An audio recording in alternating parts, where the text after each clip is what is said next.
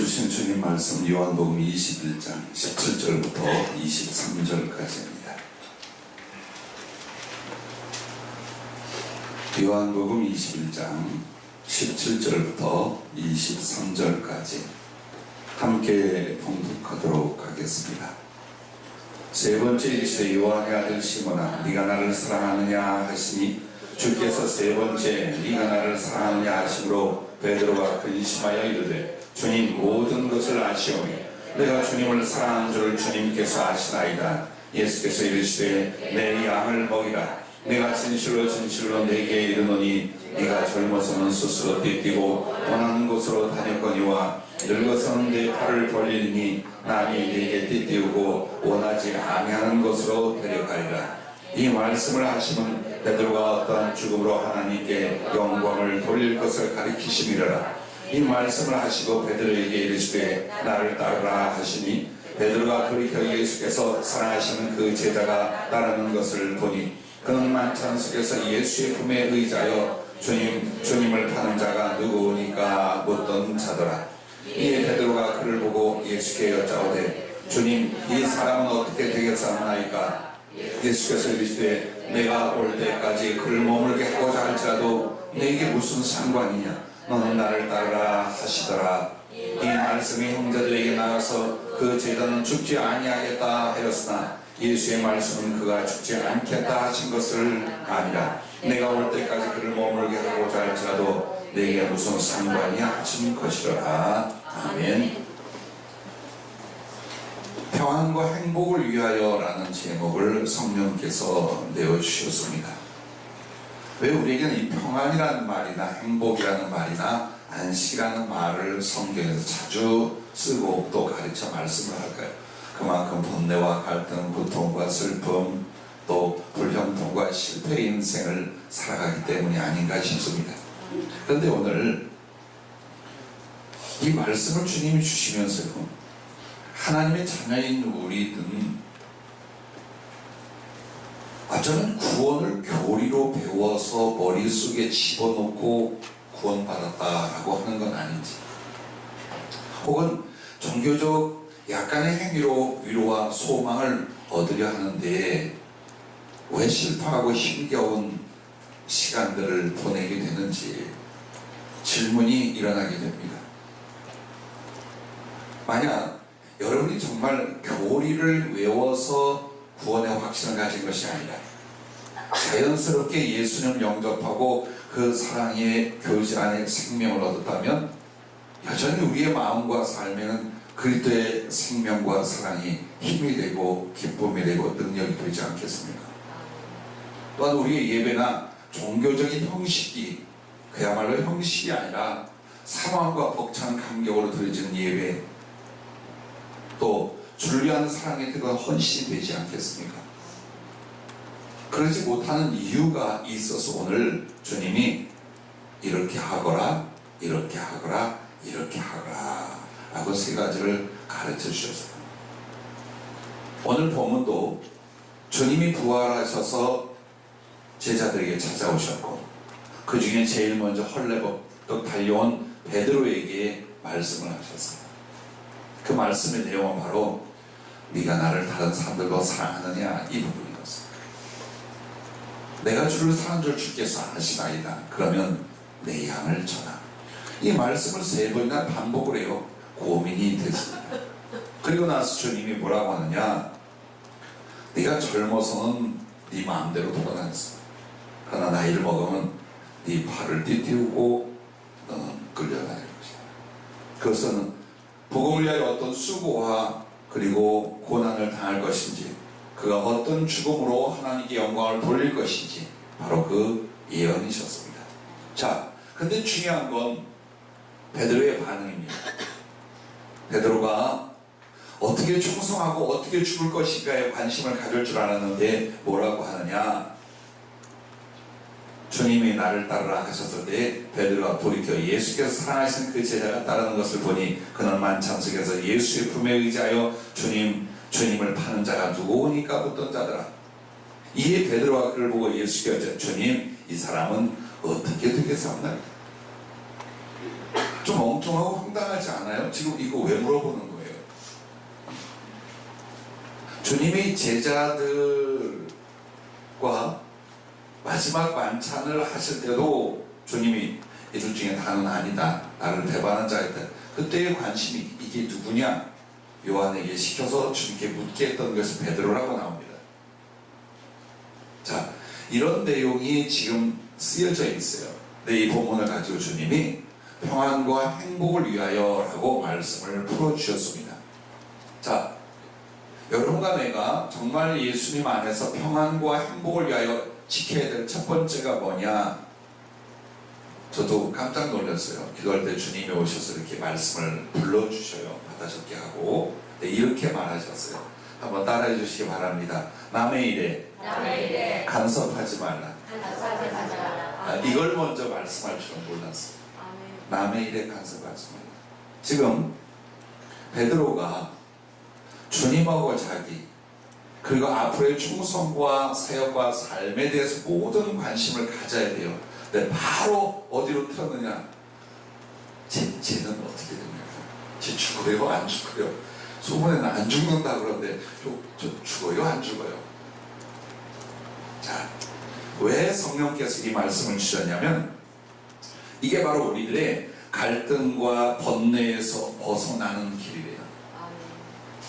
우리는 남의 일에 간섭하지 말라라고 할 때 이게 큰 문제가 아니라고 생각들을 합니다. 그러나 첫째, 우리의 마음이 상하고 번뇌하는 대부분이 다른 사람들 때문이다 라고 주님이 하셨어요. 가만히 한번 우리의 삶을 돌아보십시오. 지금 또 우리들을 보십시오.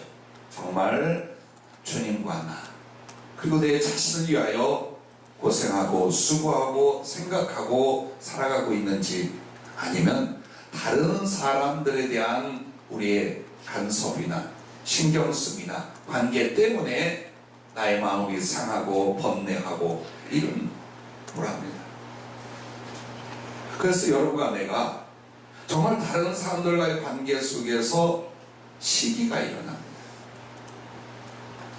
또 괜히 다른 사람만 보면 비판을 하고 판단을 합니다. 그리고 내 마음에 붙지 않으면 그때부터는 미움이 생깁니다. 괜히 관계를 얽어매어 오해를 합니다. 그리고 다른 사람들의 불만이 내게 넘칩니다. 그리고 또 왜 그렇게 다른 사람들을 알고자 합니까? 나는 SNS나 이런데 자기를 알리는 것과 남의 사생활, 남의 삶을 알려고 몸부림을 치는 이 세대에서 이해가 되지 않아요. 왜 그렇게 다른 사람들의 일과 다른 삶 속에 들어가서 알고자 하느냐? 딱 하나 있어요. 알고자 하는 걸로 끝나지 않아요. 누설하고자 합니다. 꼭 아는 건 어디 가서 발설해야 되고 평가해야 되고 누설을 하려고 합니다. 그리고 또 우리는 사람과의 관계에서 괜히 지나친 기대를 갖고 요구를 하고 이게 안 되면 역시 그 사람을 폄하하거나 판단하기 시작합니다. 자, 1년에 이 몇몇 가지 일들을 쭉 여러분에게 말씀을 드리면서 어때요? 이게 전부 다 나 혼자는 안 생겨요. 다른 사람 신경 쓰고 다른 사람 일에 간섭하다가 다 생기는 문제들이에요. 그래서 여러분과 나는 남의 일에 간섭하지 말라. 특히나 험담을 하거나 사람과 그의 인생을 좌우하려고 하지 마십시오. 목사로서 목회가 힘들었던 시간들이 있어요. 그게 뭐냐? 내가 우리 성도들의 책임자로서 영혼과 신앙의 삶을 이런 하나님 말씀과 계획의 잣대로 재어서 그렇게 이끌어 양육해야 된다. 참 선한 마음이에요. 그 마음 안 가지면 목회가 아니에요. 그런데 어느 날 내가 번뇌하고 갈등하고 힘들어하는 모든 것이 뭐냐? 바로 내가 사랑하고 복되게 여기고 그 은혜를 누려야 될 내 성도들과 이 관계들 때문에. 그럼 왜 그게 일어나느냐? 그냥 주께서 주신 사랑과 은혜만을 전하고 거기서 딱 스톱하면 되는데 통제하려 하고 다른 사람들도 이렇게 살아야 돼. 가르치는 것이 나중에 가니까 내 마음은 통제가 되는 거야. 이렇게 하면 안 돼. 이렇게 해야 돼. 이것은 기준이야. 자, 여기에서 혼란이 일어나는 거예요. 나는 계속 이런 마음을 거룩한 의무와 충성심으로 갖고 가야 되느냐, 아니면 내 성도들을 주님 손에 의탁하고 자유롭게 돕는 일로 내려와야 되느냐. 후자였습니다.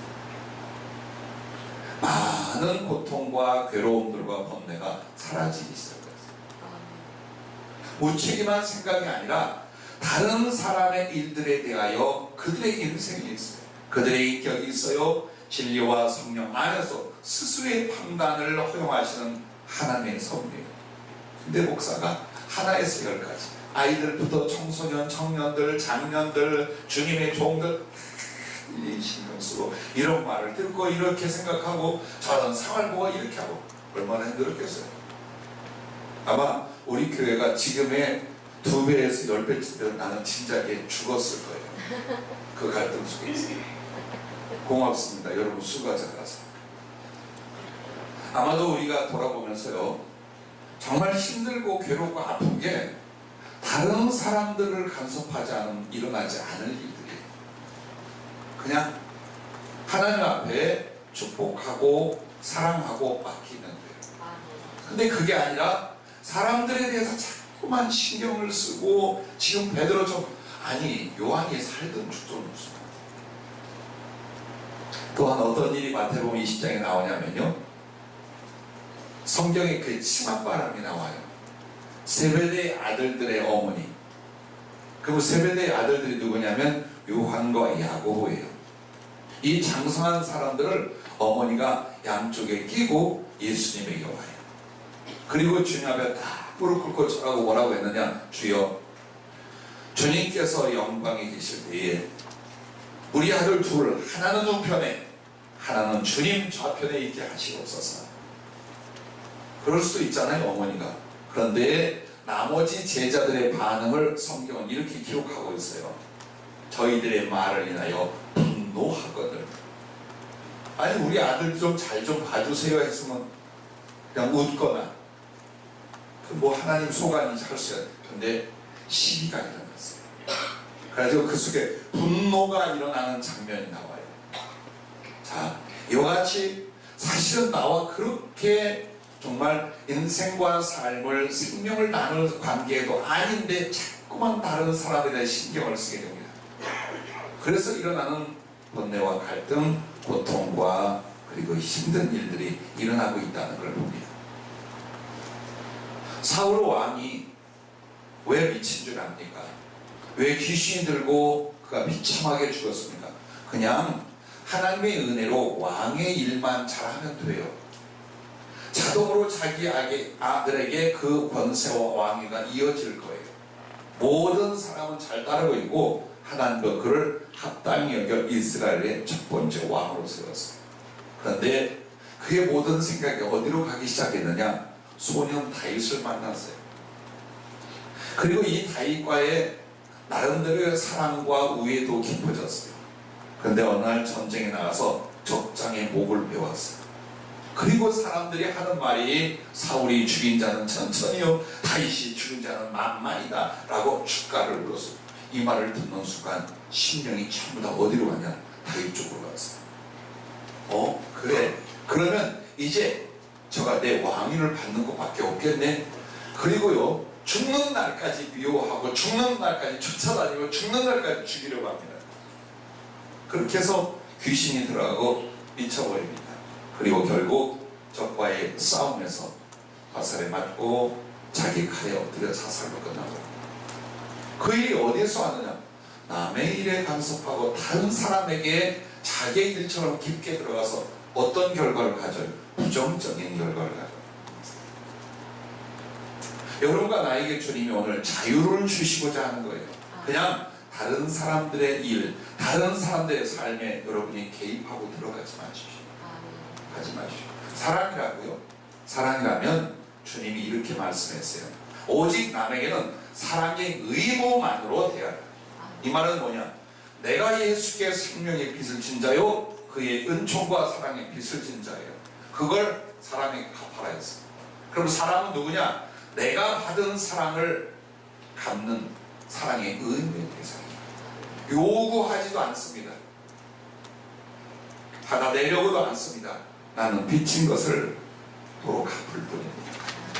사람의 관계는 심지어 어디까지 이것을 우리가 적용하냐? 가족과 자식에게도 사실 모든 정을 끊고 모든 사랑을 끊으라는 게 아니에요.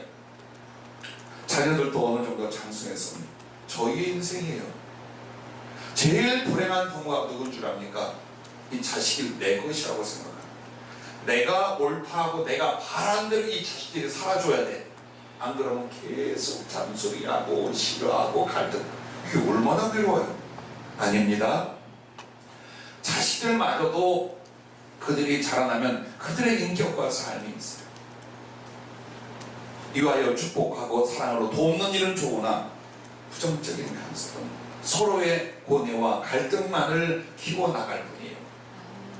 그러므로 여러분 기억하십시오. 하나님께 구원을 받고 사랑을 받았습니까? 그러면 사람을 볼 때 내가 판단하고 내가 간섭하고 내가 어떻게 하려 하고가 아니라 사랑의 의무, 주님이 주신 이 사랑의 빚을 저들에게 갚는다. 주고 기대하지 않으며 주려 하고 그들에게 판단하지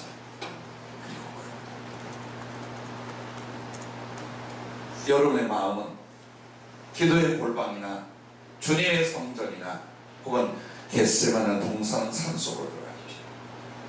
사람 때문에 울고 웃고 괴로워하고 아파하고 미워하고 갈등하고 이걸 어떻게 하냐? 벗어나야 된답니다. 그래서 주님도 사람들에게 긍휼을 베풀 때는 가득하게 만났어요. 하지만 언제나 당신 어디로 갔어요? 산에 들어가 기도하셨어요. 오직 주님하고 아버지 하나님과의 관계 그것만을 유지하시는 것을 성경에 보게 됩니다. 해보십시다. 저도 가만히 살아온 인생을 보니까 남의 인생을 살고 있어요. 내 인생이 아니라 남의 인생을 살고 있어. 그리고 거기에다가 거룩한 의무감을 다 짊어져도 아니, 주의 말씀을 일렀어요. 마음을 다하여 축복하고 기도했어요. 그리고 작은 사랑과 함께 나눴어요. 남의 사생활이나 남의 인격이나 남의 삶에 자꾸 기여하고 관계하려고 하지 마십시오. 그러지 않는 한 계속해서 갈등과 그리고 마음 상함과 번뇌가 일어날 것이다 라고 주님이 하시네요. 여러분 그렇습니다.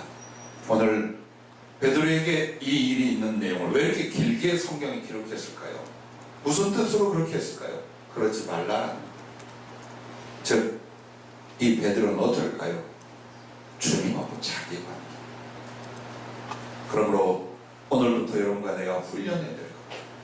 너무나 다른 사람과의 얽매인 인생으로 살았어요. 그래서 거기서 얻어진 것들이 과연 여러분의 평안과 행복에 무엇이 도움이 되었습니까? 내려놓으십시오. 그리고 혹시 그럼에도 사랑하고 있다면 주님께 맡기시고 여러분과 나는 섬기고 돕고 축복하는 사랑의 의무 안에서 관계를 여러분 매듭을 지을 수 있기를 바랍니다. 아멘. 두 번째는 따라해 주시면 고맙겠습니다. 자기를 돌아보며 자기 짐을 지라. 예, 이 부분이 평안과 행복을 위하여 굉장히 중요한 부분이라고 말씀하셨습니다. 왠 줄 아십니까? 자기 성숙의 행복을 더하는 길이에요. 자꾸만 좌절하고 무능한 자기, 처지, 어려움, 불만과 상처, 이게 왜 일어나느냐?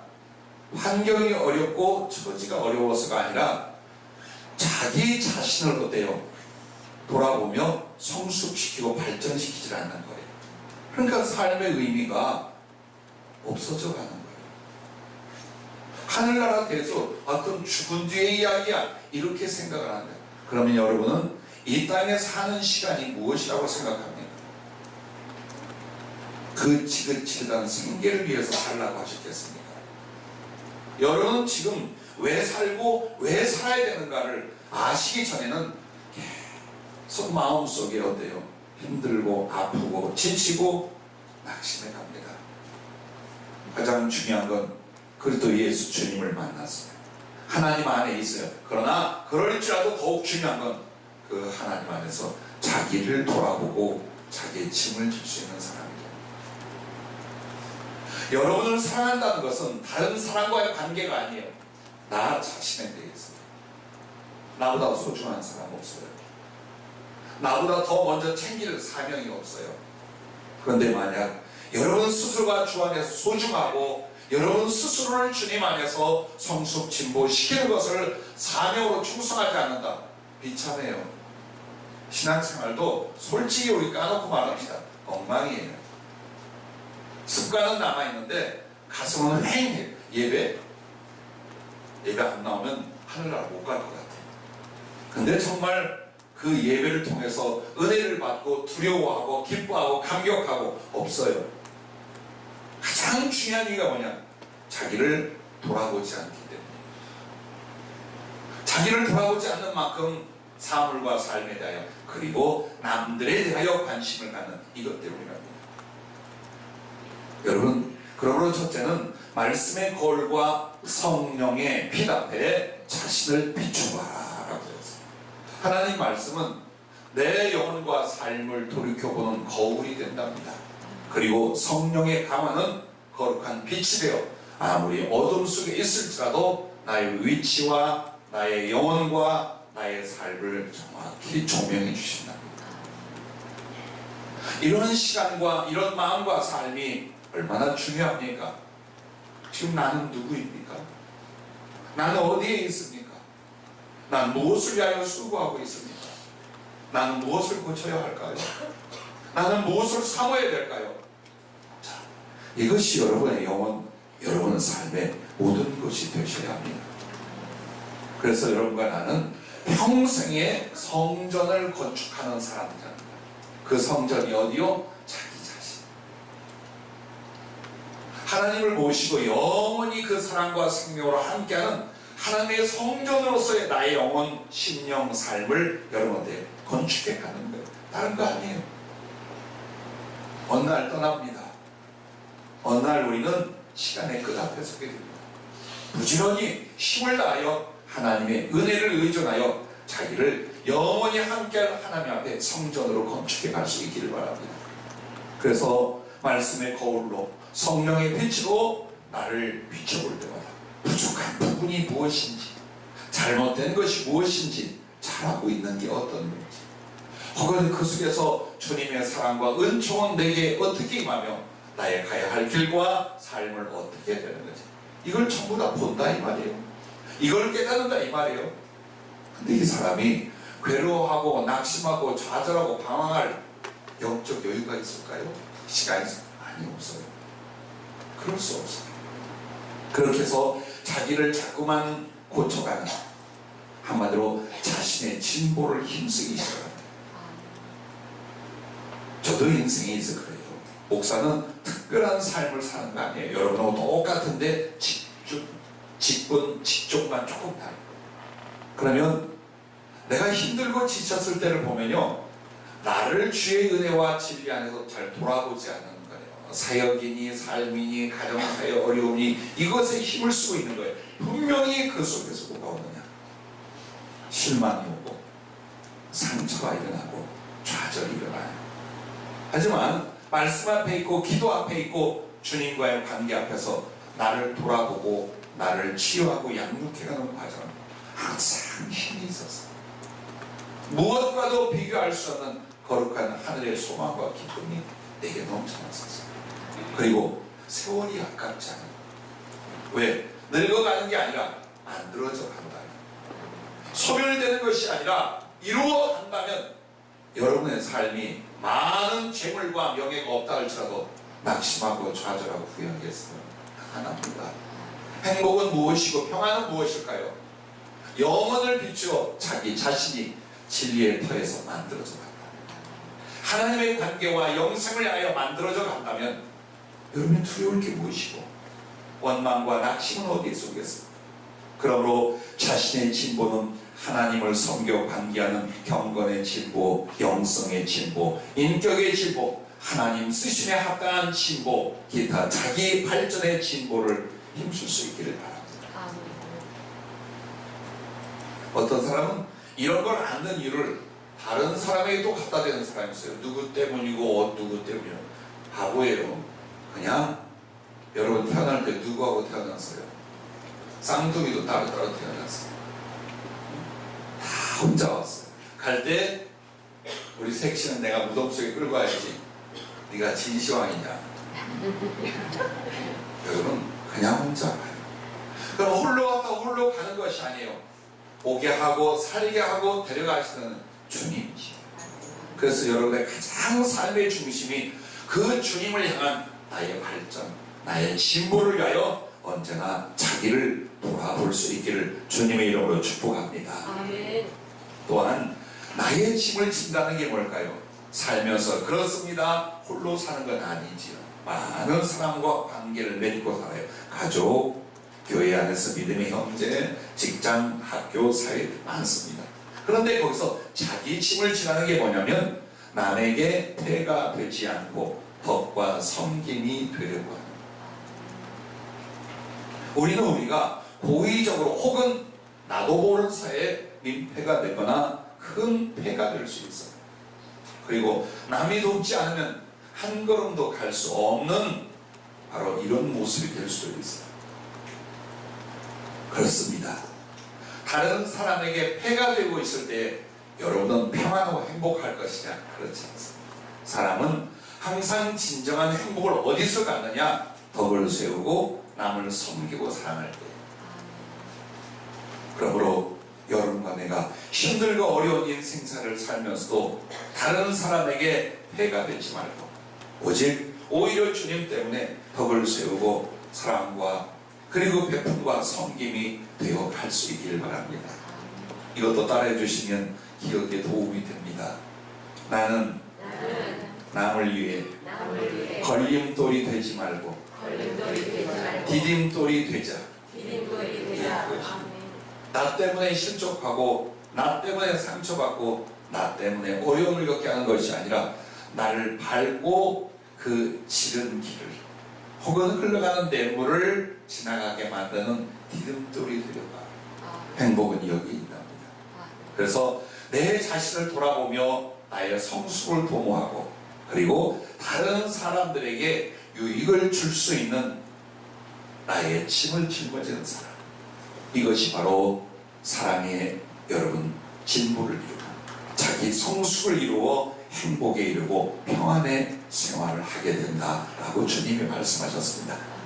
그래서 매일 매 순간 어때요? 나를 돌아보고 자기를 성숙시켜서 하면 담대하고 평안해요. 담대하고 평안해요. 베드로 역시 어제의 실패와 수치를 극복하고 온전하고 성숙하려고만 해야 합니다. 지금 이 대화가요, 베드로의 일생을 좌우합니다. 예수님을 저주하고 욕했어요.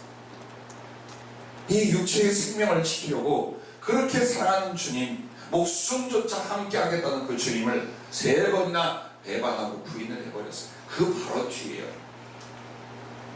그러면 모든 마음과 생각이 어디로 가야 돼요? 나를 돌아보는 시간이 돼야죠. 물고기 잡으면서 자기를 돌아볼 수 있었을까요? 요한에 대해서 신경 쓰고 시기하고 관심 갖고 자기를 돌아볼 수 있을까요? 그게 안 돼요. 지금 이 내용의 소리는 진리가 무엇이냐가 아니에요. 상황을 통하여 깨달을 것을 깨달으라고 성경은 기록을 이렇게 놓으신 거죠. 자, 마지막 3번째, 평안과 행복을 위하여 따라해 주십시오. 오직 주를 바라라. 예, 그렇습니다. 우리 한글에 바라라라는 건 참 재미있어요. 2가지가 섞여 있어요. 눈으로 바라본다는 것과 사모하여 갈망한다는 말이 딱 섞인 것이 바라라예요. 자, 당연히 그렇게 살죠. 내가 예수 믿는 사람이고 주의 종인데 당연한가 아닌가 한번 보십시오. 왜 힘든가? 왜 고통스러운가? 왜 미래의 소망이 나를 힘있게 만들지 못하는가? 여러분의 눈, 나의 마음이 주님보다 다른 것에 더 집중이 있어요. 그런데 그것이 내게 영원한 행복과 평안 그리고 생명의 부여를 가져다 주느냐? 안 그랬잖아요. 한 번도 어떤 것도 우리에게 그런 것은 없었잖아요. 해볼 만큼 하고 살았죠. 물질이었나요? 연애할 때였나요? 조금 더 나은 것을 만들었을 때인가요? 되지도 않은 복권 당첨인가요? 어느 것이 갖고싶어요? 없어요. 끊임없이 파고 끊임없이 집중했던 그것들이 내 인생과 내 영혼에 무엇을 가져왔는가? 아무것도 없어요. 그것이 마치 오늘 본문에 나오는 베드로가 부활의 주님이 찾아온다고 만나러 가가지고 밤새 고기잡이라는 거예요. 이 황당한 일 우리가 지금 하고 있어요. 여러분과 나는 예수님을 기다리는 사람들이에요. 근데 지금 뭐라고 있느냐?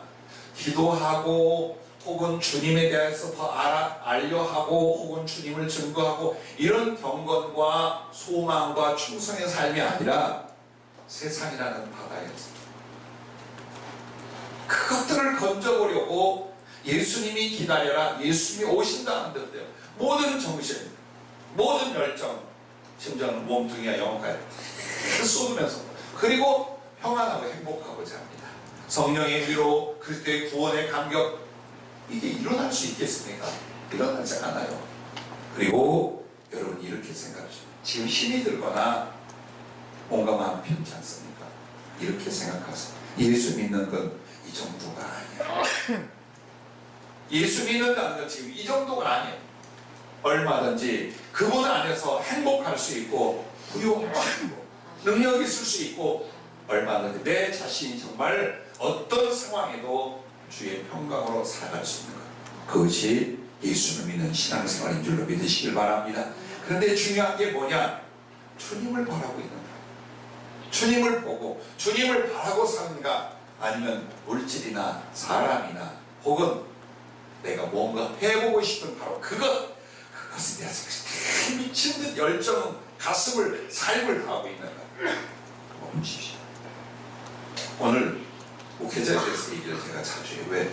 만만해. 내 이야기가 누가 시비를 걸겠어요? 나한테 돌멩이 던지면 그 돌멩이 자기한테 한번 던져보려고 하는데, 목사에게 참 위험이 뭐냐? 목회 사역이 주님과 나의 관계보다 앞서는 거예요. 이 교회를 통해, 이 사역을 통해 무언가 성취하고 무언가 이루려고 하는데 이게 마음대로 되나? 그러니까 모든 수단과 방법과 노력과 애를 쓰는 거예요. 그런데 그것이 원하는 대로 되지 않아. 그럼 뭐가 오겠어요? 심한 좌절과 낙심과 원망과, 그리고 나중에 어디로 가냐? 자책에 빠져요. 나는 무능하고 하나님 내게 주신 것은 이것뿐이고 내가 만난 사람들은 이와 같고 등등등 이렇게 돼요. 목사도 어떤 성도도 오직 주님을 바라봐야 합니다. 그것이 신앙이요, 그것이 사명이요, 우리에게 주어진 시간입니다. 그래서 완전하고 영원한 평안과 행복의 길은 어디에 있느냐? 주님만 바라. 주님이 왜 베드로에게 3번씩 말을 했을까요? 요한에들 시몬아, 네가 나를 다른 사람들보다 사랑해. 그리고 또 물어봐요. 그리고 또 물어봐요. 그렇게 3번의 대화를 한동안 베드로의 심령과 영혼은 어디에 집중했겠어요? 나를 사랑했던 주님, 내가 목숨까지 다 바쳐 사랑했던 주님, 거기에 다시 흐트러졌던 그의 영혼이 집중하여 들어가고 있어요. 오직 예수님, 오직 주님과 나의 사랑, 이쪽으로 가게 하고 계십니다. 그리고 나서 이후에 어떤 충성으로, 어떤 영광의 죽음으로 주께 영광을 돌릴 것이 딱 말하니까 바로 또 딴 데로 시선이 돌아가고, 요한을 주님이 더 사랑하고 요한을 더 주님이 쓰시고, 요한은 죽지도 않고 이쪽으로 가요. 그러면 금방 주님 앞에 참 아름다운 회개와 사랑의 고백과 다시 한번 뜨거운 사랑과 사명을 갖고 있다가 또 다시 어때요? 갈등과 번뇌 속에 들어가고, 그래서 바다에서 배가 침몰해 가려 할 때도 주님만을 바라봐야 했고, 주님 앞에 무릎 꿇고 주님과 대화할 때도 계속해서 주님만을 바라봐야 했고, 거꾸로 십자가에 달려 죽어가는 그 순간에도 베드로는 오직 주님만을 바라봐야 했습니다. 우리도 마찬가지입니다. 참 잘 안 되죠? 이 뇌는 항상 생각을 하는데 이 생각이 전부 다 세상적이고 육신적이고 현실적이라, 그 주님을 생각하고 주님께 집중할 공간이 너무나 없는 거예요. 그만큼 여러분은 복잡하고 힘들고 아파요. 그래서 여러분의 뇌와 여러분의 마음 전체가 오직 주님을 향하여 힘있게 악망할 수 있기를 주의 이름으로 축복합니다.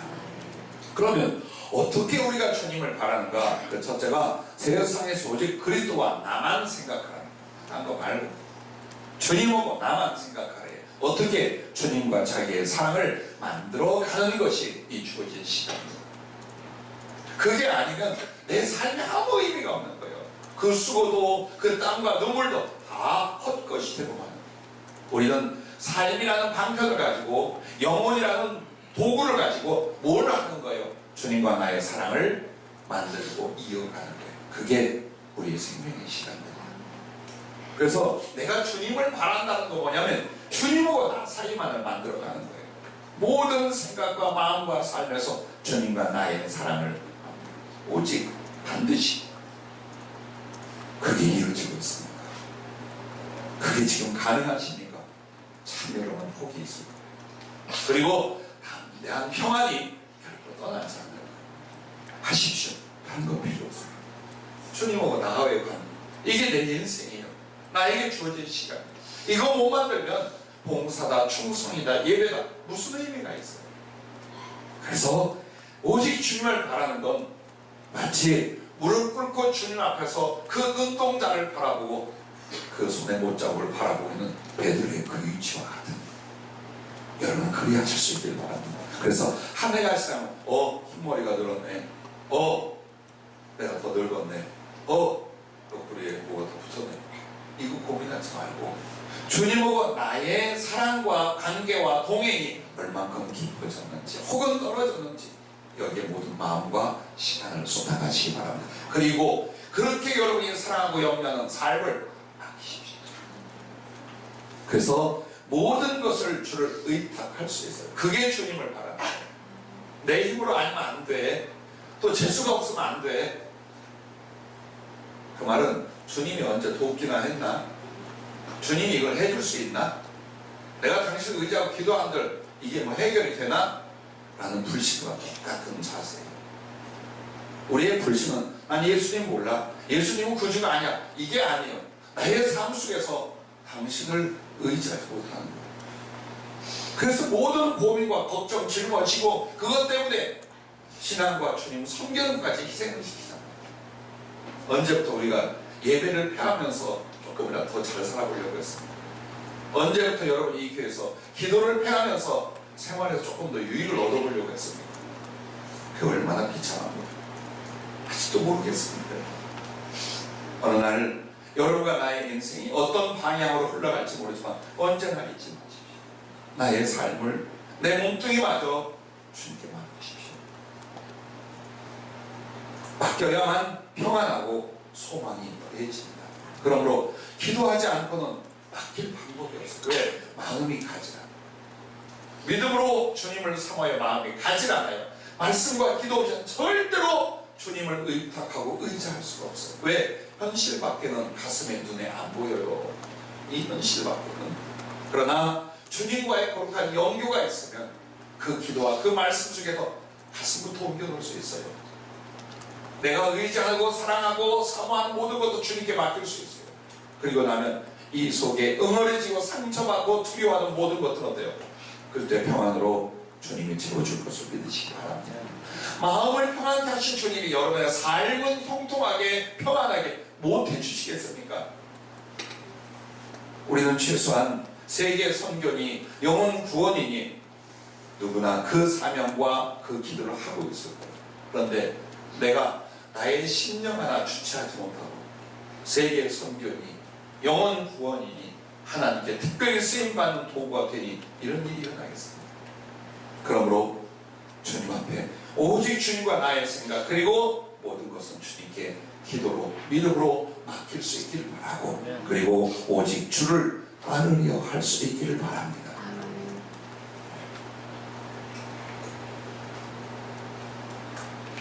저도 목사의 덕 두 가지가요, 아파도 안 아픈 척, 힘들어도 안 힘든 척 하는 거예요. 항상 웃고 따뜻하고 바르고 깔끔하고, 근데 그렇게 못 살겠더라고요.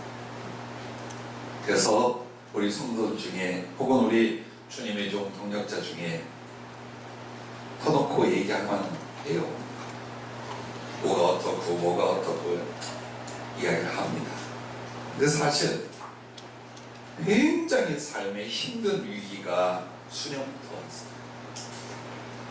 어쩌면 포기하는 버튼을 주님이 허용한 포기하는 버튼을 눌러버릴 만큼, 자, 사고로 집사람 다치고 또 자녀들 힘들어하고 나 역시 몸도 마음도 너무나 힘들어하고 병약해져가기 시작했어요.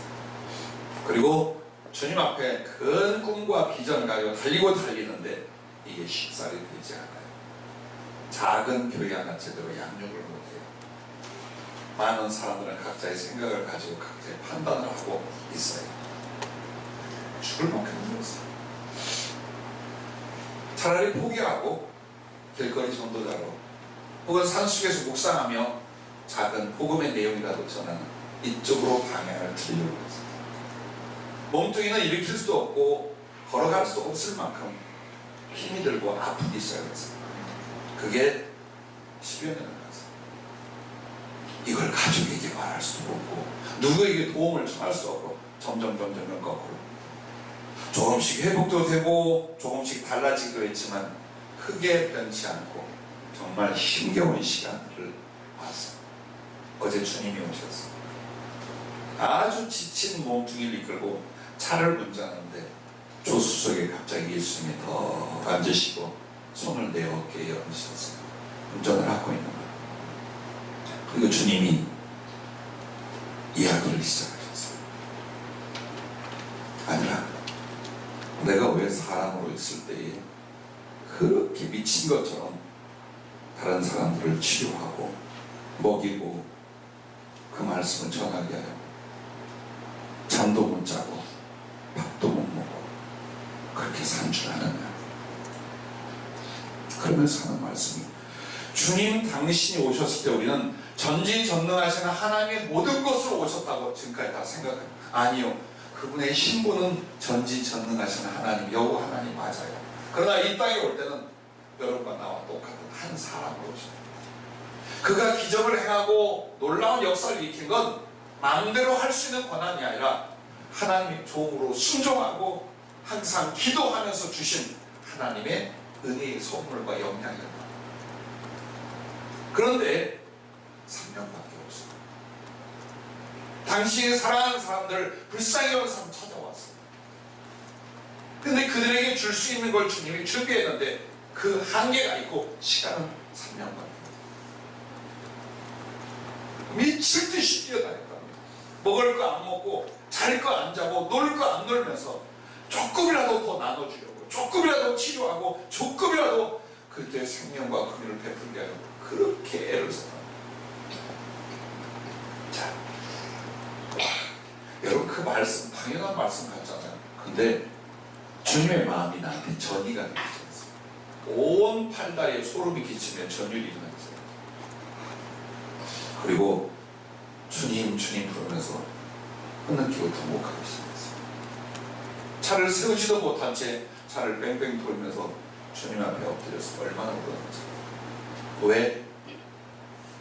난 내가 힘들고 어렵다는 것 때문에 조금씩 내려놓고 있었어요. 그것은 내 삶과 현실과 사랑만 보고 있는 거예요. 그러면 그럴수록 힘이 들고 지쳐서 한 걸음도 뗄 수가 없어지는 거예요. 내 주님이 내게 오셔서 그 말씀과 마음이 내게 전이가 되세요. 내게 어떤 일이 벌어져요? 그래, 내게 주신 것이 너무나 많아. 주님이 나를 사랑하여 주신 은사와 달란트와 그리고 가슴이라는 너무 많은 것을 가지고, 내가 세계 선교니 전 세계를 다니며 이런 일을 하니 그런 예언과 그런 말씀도 있지만 그러나 그때가 아니라 지금 내게는 얼마나 많은 사랑과 얼마나 많은 은혜와 얼마나 많은 걸 내게 주셨는가. 그런데 나는 조금이라도 형제와 가족과 이웃들을 향하여 달려가고 그걸 나눠주려 수고하고 그걸로 보람을 삼지 못하고 있었기에 오는 고통과 갈등과 번뇌였다는 거예요. 얼마나 가슴 치며 회개했는지 모르고 주님, 내가 주의 종이요 주님을 따라간다는 거죠. 주님이 그렇게 하셨던 이유가 주님도 더 많은 능력을 갖고 더 많은 시간을 갖고 더 많은 걸 갖고 그 뒤에 나눠주게 했던 게 아니에요. 자기에게 주어진 시간, 자기에게 주어진 그 역량, 그걸로 사랑하는 이를 위하여 긍휼을 베풀기 위하여 주님께 쓰는 겁니다. 그러면서 주님은 한 번도 자기에 대해서 우울해하거나 낙심하거나 슬퍼하지 않았어요. 그래서 나는 예수님을 행복한 예수, 누구보다도 거룩한 기쁨으로 살았던 예수, 그분이 나의 주님이셨어요. 그래, 내가 줄 것이 너무나 많아. 필요 없는 사람들에게는 갈 거 없지만 아직도 내게 필요 없는 사람들에게 나는 줄 것이 너무나 많아. 그리고 줘야 해. 왜? 시간은 자꾸 사라지고 있어. 어느 날 주님 나를 부를 수 있어요. 그러면 내게 주었던, 주님이 맡겼던 그것들을 내가 어떻게 주님 앞에 사랑과 충성이라고, 가난한 자, 병든 자, 연약한 자, 복음을 필요한 자들에게 너무나 줄 것이 많이 있다는 거예요. 그리고 그렇게 하면서 얻었던 주님의 기쁨과 내 영혼의 그 행복들, 다시 힘을 내기 시작했어요. 영혼의 소송이 주님을 바라보는 짧은 몇 분 안에 주님은 굉장히 오랫동안의 상처나 고통과 좌절을 다 쥐어버리시는 거예요. 아마도 오늘 이 설교를 주시게 하여 주님의 방법이 있습니다. 아는 분들도 있고 모르는 분도 있을, 몇 년 전에 왔다가 다시 오늘 이 병원을 운영하는 조동원 성도님이 계십니다. 그 둘째 딸이 바이도 동갑내기였어요. 참 아프고 힘들었어요. 불의의 사고를 당했습니다. 죽을 수밖에 없는 사고였는데 주님이 살려서 척추 아랫부분이 다 부서졌어요. 장기와 내장이 여러 곳도 손상이 됐어요. 그리고 병원에 첫 번째 갔을 때 우리 조동원 성도님의 그 아픈 얼굴을 봤어요. 자식이 그 상황을 보면서 얼마나 애통했는지 주님을 의지하고 죄종을 생각했었어요. 그때 병원에서는 절대로 신경이 회복될 수 없다, 이렇게 살고 이렇게 끝나고 진단이 나왔어요. 그때 예수님이 50대 50대 이 딸과 이 가족이 어떻게 하냐에 따라서 내가 이 신경을 치료하고 다시 회복할 수 있다. 상처만 쓰고 있는 안영자매에게 주님 이야기, 내가 죽으렸다 살아났던 이야기, 그분이 우리를 어떻게 사랑하는지 함께 나눴어요. 2번 만났어요.